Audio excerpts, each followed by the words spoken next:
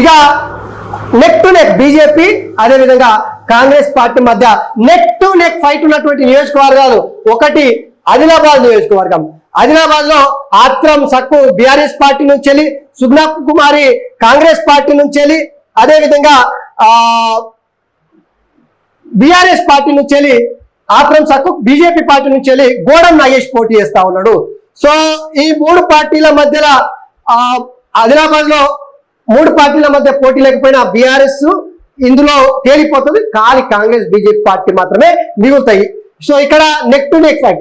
ఇక భువనగిరికి వచ్చే వారికి భువనగిరిలో కూడా బీజేపీ బీఆర్ఎస్ మధ్యనే నెక్ టు నెక్ ఫైట్ ఉంది. ఆ రెండు నియోజకవర్గాలలో బీజేపీ బీఆర్ఎస్ మధ్యలో పోటీ ఉంటుంది.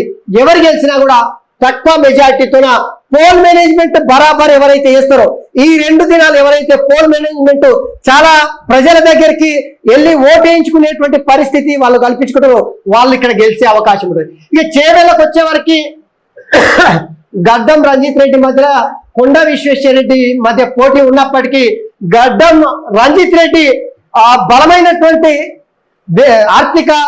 ఆర్థికంగా పరిపుష్టిగా ఉన్నప్పటికీ కొండా విశ్వేశ్వరరెడ్డితో ఢీకొనే పరిస్థితి లేదు. సానుభూతి ఎక్కువ ఇక్కడ కొండా విశ్వేశ్వరరెడ్డికే ఉంది. కొండా విశ్వేశ్వరరెడ్డి ఇక్కడ గెలవడానికి అవకాశం ఎక్కువ ఉంటుంది. సో ఈ రెండు నియోజకవర్గాలలో ఎక్కడ ఒకటి ఆదిలాబాదు, అదేవిధంగా ఇంకొకటి భువనగిరి. ఈ రెండు నియోజకవర్గాలలో టఫ్ ఫైట్ అయితే ఉంటుంది. హైదరాబాద్ లో అయితే పెద్దగా అందరికీ తెలిసినటువంటిది హైదరాబాద్ లో ఎంఐఎం పార్టీ గెలుస్తుంది, అందులో అనుమానం లేదు. ఈ ఖమ్మం, కరీంనగర్ అయితే టఫ్ అయితే ఏం లేదు. మహబూబాబాద్ లో కొంత టఫ్ ఉన్నప్పటికీ కాంగ్రెస్ ఎడ్జ్ ఉండేటువంటి అవకాశం ఉంది. మహబూబాబాద్ కూడా మనం టఫ్ అని చెప్పడానికి వీలు లేదు.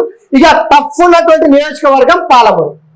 సో మైనారు చాలా టఫ్ ఉన్నటువంటి నియోజకవర్గం. రెండు పార్టీల మధ్య బీజేపీ బీఆర్ఎస్ పార్టీ మధ్య బీజేపీ కాంగ్రెస్ పార్టీ మధ్యలో ఇక్కడ తీవ్రంగా పోటీ జరుగుతూ ఉంది. కాంగ్రెస్ పార్టీ నుంచి చెల్ల వంశీచంద్రారెడ్డి, బీజేపీ పార్టీ నుంచి వెళ్ళి డికే అరుణ, అదేవిధంగా బీఆర్ఎస్ పార్టీ నుంచి వెళ్ళి మన్నే శ్రీనివాసరెడ్డి పోటీ చేస్తున్నప్పటికీ పోటీ మాత్రం చెల్ల వంశీచంద్రారెడ్డి అదేవిధంగా డికే అరుణ మధ్యలో ఉంది. సో ఇక్కడ కూడా చాలా తీవ్రంగా పోటీ జరుగుతూ ఉంది. ఈ రెండు నియోజకవర్గాలలో ఈ మూడు నియోజకవర్గాలలో బీజేపీ అదేవిధంగా కాంగ్రెస్ పార్టీ మధ్యలో తీవ్రంగా పోటీ కనిపిస్తా ఉంది. సో ఇక్కడ ముఖ్యంగా మనకు కావాల్సింది మల్కాజ్గిరి, ఇది అది తర్వాత చెప్తా. ఇక మైనార్ తర్వాత సో నాగర్ కర్నూల్లో ఇక్కడ కూడా కొంత పోటీ తగ్గఫర్ ఉంది. ఈడ కూడా బీఆర్ఎస్ 3వ స్థానానికి పరిమితమయ్యే అవకాశం ఉంది. బీఆర్ఎస్ పార్టీ నుంచి వెళ్ళి ఆర్ఎస్ ప్రవీణ్ కుమార్ పోటీ చేస్తున్నాడు. బీజేపీ పార్టీ నుంచి వెళ్ళి ఎవరు మన సిట్టింగ్ ఎంపీ పోతుగంటి రామకుమార్, పోతుగంటి భరత్ పోటీ చేస్తా ఉన్నాడు. ఇక కాంగ్రెస్ పార్టీ నుంచి మల్లు రవి పోటీ చేస్తా ఉన్నాడు. సో మల్లు రవి, పోతుగంటి భరత్ మధ్యలో పోటీ అయితే ఉంది. ఆ తర్వాత నల్లగొండలో అయితే కాంగ్రెస్ కు క్లియర్ ఎడ్జ్ ఉండే అవకాశం ఉంటుంది.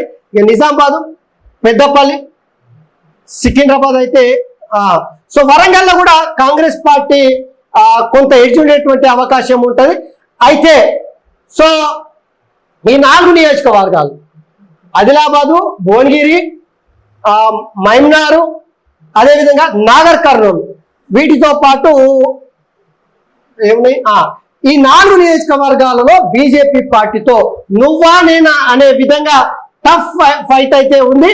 అయితే ఈ టఫ్ ఫైట్ లో ఎవరు గెలిచినా తక్కువ మార్జిన్ తో గెలిచే అవకాశం ఉంటుంది. కాబట్టి ఏ పార్టీ అయితే బలంగా పోల్ మేనేజ్మెంట్ చేయగలుగుతుందో ఆ పార్టీ బతికి బయటపడుతుంది. సో అందులో అనుమానం లేదు. ఇది కాంగ్రెస్ పార్టీ బీజేపీ పార్టీ మధ్యలో చాలా తీవ్రంగా పోటీ ఉన్నటువంటి ఈ 4 నియోజకవర్గాలు. ఇది కాకుండా ఇప్పుడు కాంగ్రెస్ పార్టీ మొత్తం గెలవడానికి అవకాశం ఉన్నటువంటి నియోజకవర్గాలు చూసే ప్రయత్నం చేద్దాం. సో ఇక్కడ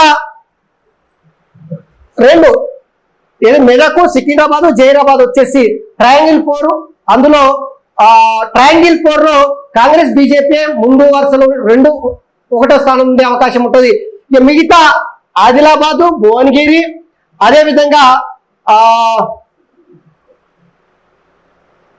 మైనారు, నాగర్ కర్నూలు ఈ నియోజకవర్గాల్లో బీజేపీ కాంగ్రెస్ మధ్యలో టఫ్ ఫైట్ నడుస్తూ ఉంది.